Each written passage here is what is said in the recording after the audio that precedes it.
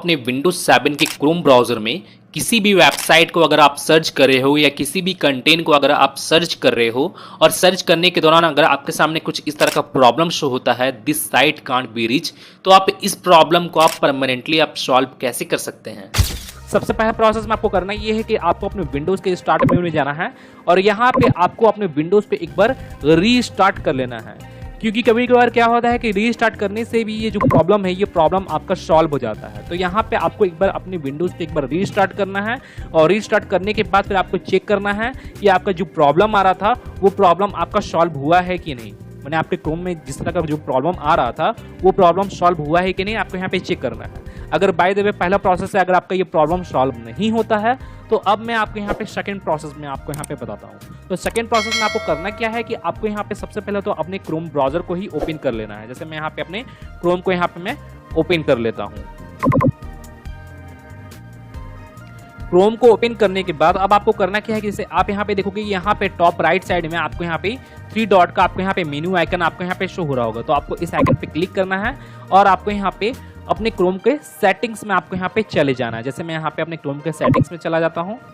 Settings में आने के बाद अब आप यहाँ पे देखोगे यहाँ पे लेफ्ट साइड की ओर आपको यहाँ पे 3rd नंबर ऑप्शन आपको यहाँ पे प्राइवेसी एंड सिक्योरिटी का आपको यहाँ पे एक ऑप्शन देखने को मिलेगा।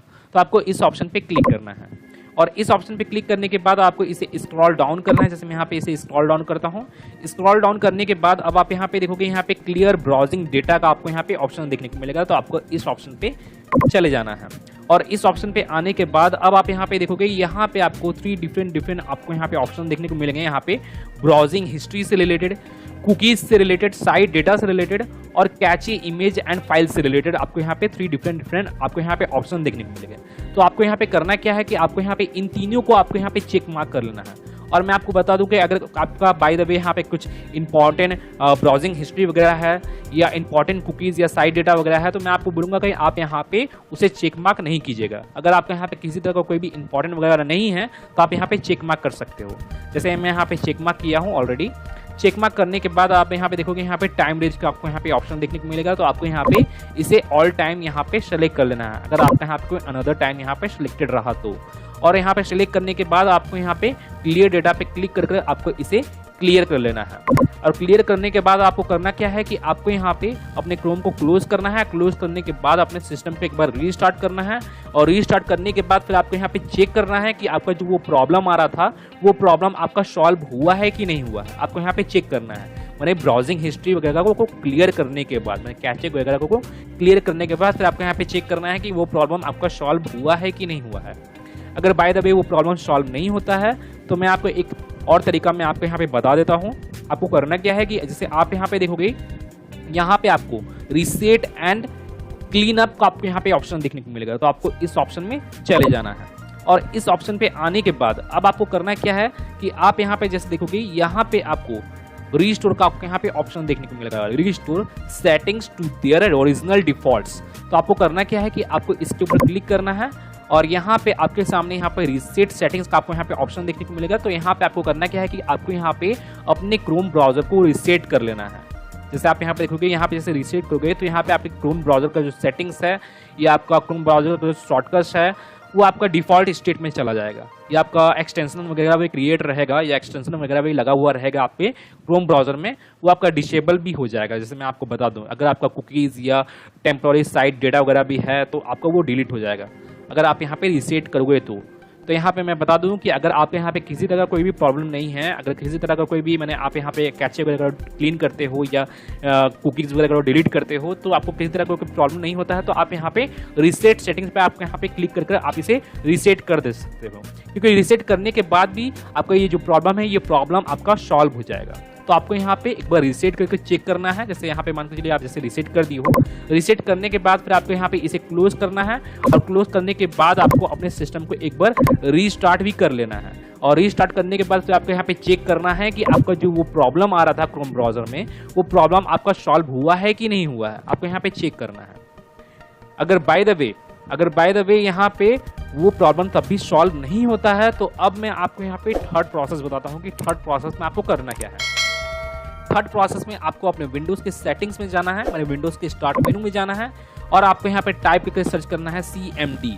मैंने कमांड प्रॉम्प्ट, जैसे आप यहाँ पे देखोगे यहाँ पे CMD का ऑप्शन आपको यहाँ पे शो होगा, तो आपको इसके ऊपर राइट क्लिक करना है और आपको अपने CMD को रन एज एडमिनिस्ट्रेटर की हेल्प से आपको यहाँ पे इसे ओपन कर लेना है। जैसे मैं यहाँ पे इसे ओपन कर लेता हूँ और इसे ओपन कर लेने के बाद जैसे मैं यहाँ पे आपको कुछ कमांड्स बताता हूँ, तो आपको यहाँ पे उस कमांड को यहाँ पे टाइप करना है। जो पहला कमांड जो मैं यहाँ पे बताने वाला हूँ, यहाँ पे मैं अपने DNS को फ्लश करूँगा। मैं अपने DNS को फ्लश करूँगा, उसके रिगार्डिंग मैं आपको यहाँ पे कमांड बताऊँगा। तो आपको यहाँ पे टाइप करना है, जैसे मैं आपको दिखाता हूँ जूम करके, ipconfig स्पेस /flush DNS। आपको ये कमांड को, पहला ये आपका कमांड है, तो आपको इस कमांड को आपको यहाँ पे टाइप करना है, ipconfig स्पेस /flush DNS। आपको ये कमांड को यहाँ पे टाइप करना है, देन इंटर आपको यहाँ पे प्रेस करना है और यहाँ पे आपका जो DNS है वो आपका यहाँ पे फ्लश हो चुका है, सक्सेसफुली फ्लश्ड हो गया है, DNS रिजॉल्व हो गया है। अब आपको यहाँ पे करना क्या है कि अब मैं आपको यहाँ पे सेकेंड कमांड बताता हूँ, तो आपको यहाँ पे अब सेकेंड कमांड को आपको यहाँ पे टाइप करना है, नेट, जैसे मैं आपको यहाँ पे जूम करके दिखा रहा हूँ, net sh space int IP reset. आपको ये कमांड को यहाँ पे टाइप करना है, net sh space int space IP space reset. आपको ये कमांड को यहाँ पे टाइप करना है, देन एंटर प्रेस करना है। तो यहाँ पे मेरा जो नेट sh IP जो है यहाँ पे मेरा रीसेट हो चुका है, जैसे आप यहाँ पे देख सकते हो, यहाँ पे रीसेट हो गया है। रीसेट होने के बाद अब आपको यहाँ पे एग्जिट आपको यहाँ पे टाइप करना है, देन इंटर, और आपको यहाँ पे अपने विंडोज को एक बार रीस्टार्ट भी कर लेना है। और रीस्टार्ट करने के बाद फिर आपको यहाँ पे चेक करना है कि आपका जो वो प्रॉब्लम आ रहा था वो प्रॉब्लम आपका सॉल्व हुआ है कि नहीं हुआ है। आपको यहाँ पे आप उससे चेक करना है। अगर बाय द वे तब भी ये प्रॉब्लम सॉल्व नहीं होता है, DNS को फ्लश करने के बाद या IP को रीसेट करने के बाद भी आपका ये प्रॉब्लम सॉल्व नहीं होता है, तो अब मैं आपको यहाँ पे 4th नंबर प्रोसेस में आपको यहाँ पे बताने वाला हूँ। तो 4th नंबर प्रोसेस में आपको करना क्या है कि आपको अपने लैपटॉप के कीबोर्ड में या आपको अपने सिस्टम के कीबोर्ड में Windows+R बटन को प्रेस करना है और प्रेस करने के बाद आपके सामने रन प्रोग्राम ओपन हो जाएगा। अब आपको यहाँ पे टाइप करना है ncpa.cpl, जैसे मैं आपको जूम करके दिखा रहा हूँ, जैसे आप यहाँ पे देखोगे यहाँ पे मेरा ऑलरेडी टाइप्ड है ncpa.cpl। आपको ये कमांड को आपको यहाँ पे टाइप करना है, देन ओके करना है।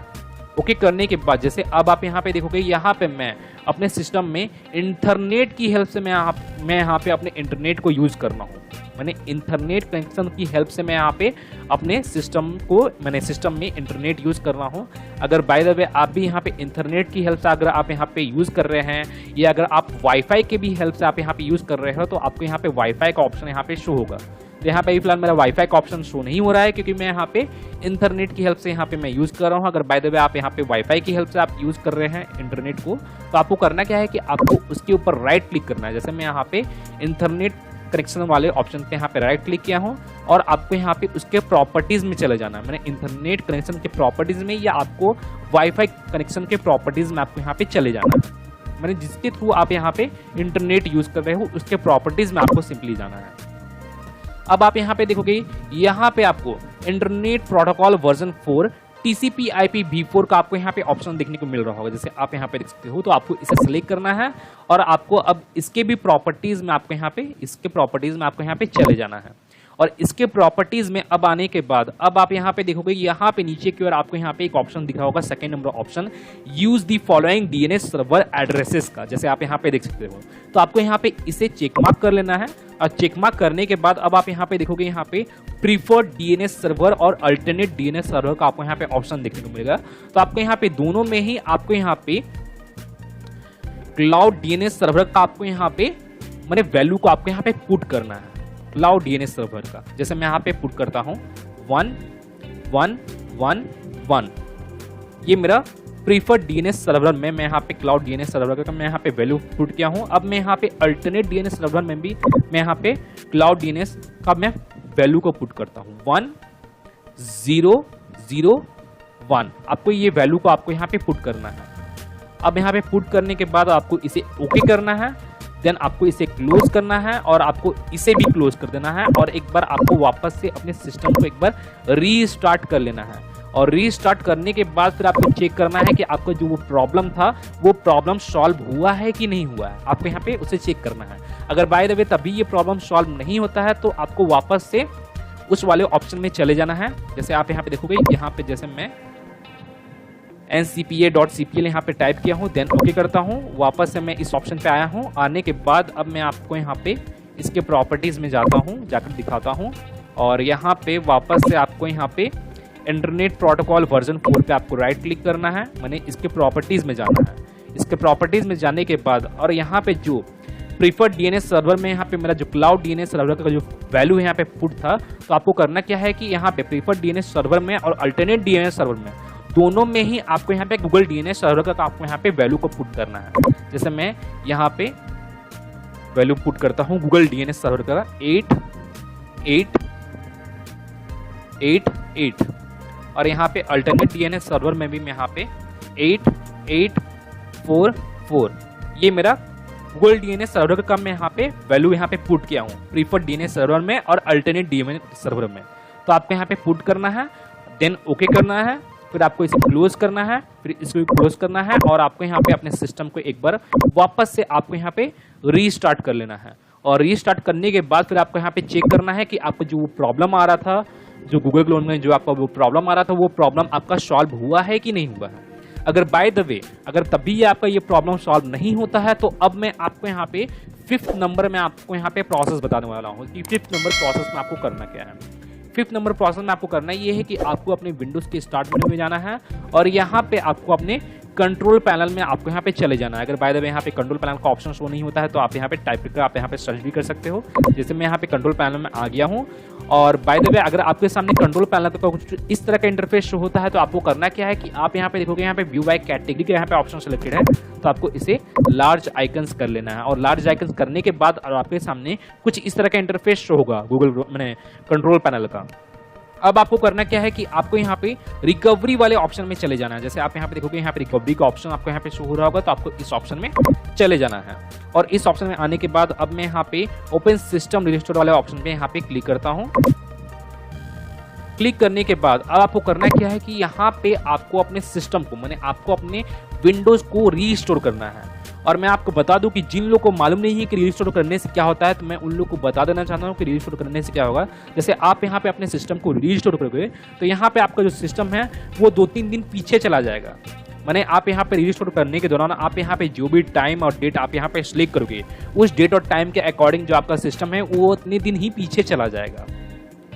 जैसे मैं आपको बता दूं कि जैसे फॉर एग्जांपल मान के चलिए कि ये जो प्रॉब्लम आ रहा है, जो प्रॉब्लम आपका आ रहा है क्रोम ब्राउजर में, ये जो प्रॉब्लम मान के चलिए वो आ जा रहा है और कल ये प्रॉब्लम नहीं आ रहा था, तो आप यहाँ पे अपने सिस्टम को रीस्टोर करोगे तो यहाँ पे आपका जो सिस्टम है वो 2-3 दिन पीछे आपका शिफ्ट हो जाएगा। और 2-3 दिन पीछे शिफ्ट होने का मतलब ये है कि आपका सिस्टम 2-3 दिन पीछे जैसा भी था वो एज इट इज़ वैसा हो जाएगा। अगर 2-3 दिन पीछे अगर आपका ये प्रॉब्लम नहीं था तो वो प्रॉब्लम भी आपका सॉल्व हो जाएगा। तो यहाँ पे आपको अपने सिस्टम को रीस्टोर करना है। और रीस्टोर कैसे करोगे, जैसे आप यहाँ पे देखोगे यहाँ पे choose a different restore point का आपको यहाँ पे ऑप्शन देखने को मिलेगा, तो आपको इस ऑप्शन पे क्लिक करना है और आपको यहाँ पे इसे नेक्स्ट करना है। नेक्स्ट करने के बाद जैसे आप यहाँ पे देखोगे यहाँ पे बहुत सारा आपको यहाँ पे डेट और टाइम आपको यहाँ पे शो हो रहा होगा, डिफरेंट डेट और टाइम आपको यहाँ पे शो हो रहा होगा। तो आपको करना क्या है कि आपको यहाँ पे अगर बहुत सारा आपको यहाँ पे डेट और टाइम आपको यहाँ पे शो होता है तो आपको यहाँ पे आज के डेट के नियरली आपको यहाँ पे जो भी डेट और टाइम आपको यहाँ पे शो होता है तो आपको उस डेट और टाइम को यहाँ पे सेलेक्ट कर लेना है। मैंने आज के डेट के नियरली जो भी डेट और टाइम आपको यहाँ पे शो हो रहा है तो आपको उसी डेट और टाइम को आपको यहाँ पे सेलेक्ट कर लेना है। अगर बाय द वे अगर आपके यहाँ पे सिंगल डेट और टाइम अगर आपके यहाँ पे शो होता है तो आपको उसी सिंगल डेट और टाइम को आपको यहाँ पे सेलेक्ट कर लेना है। और सेलेक्ट करने के बाद जैसे मैं यहाँ पे जैसे ये डेट को मैं यहाँ पे सिलेक्ट कर लेता हूँ। सिलेक्ट करने के बाद आपको इसे नेक्स्ट करना है। नेक्स्ट करने के बाद आपको यहाँ पे अपना सी ड्राइव को यहाँ पे सिलेक्ट करना है। सिलेक्ट करने के बाद आपको यहाँ पे फाइनली आपको इसे फिनिश कर देना है। और फिनिश करने के बाद जो आपका सिस्टम है वो रीस्टोर होना स्टार्ट हो जाएगा।